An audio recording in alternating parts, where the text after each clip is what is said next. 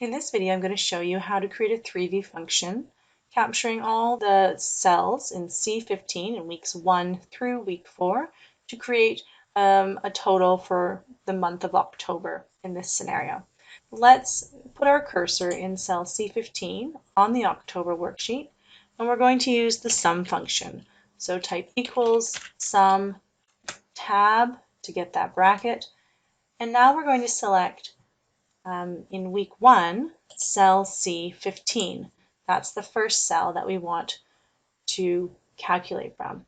We want this cell on all of the weekly sheets. So we're going to hold the shift on our keyboard and select the week 4 sheets, grouping those together and closing your bracket.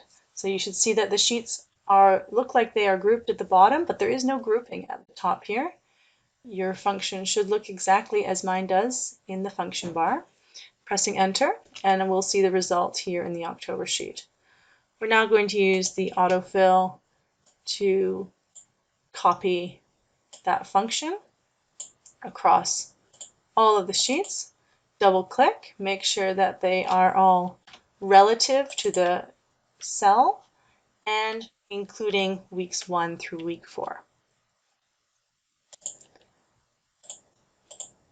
Let's use the fill across worksheets command to fill the formatting from week 4.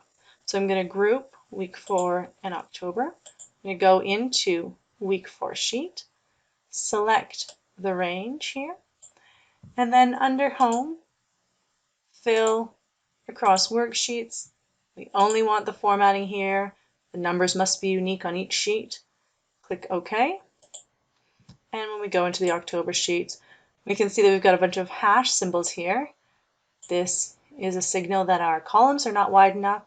So selecting, dragging across the columns here, and then clicking between any one of those columns will set them all to be best fit, showing the total values for the month of October.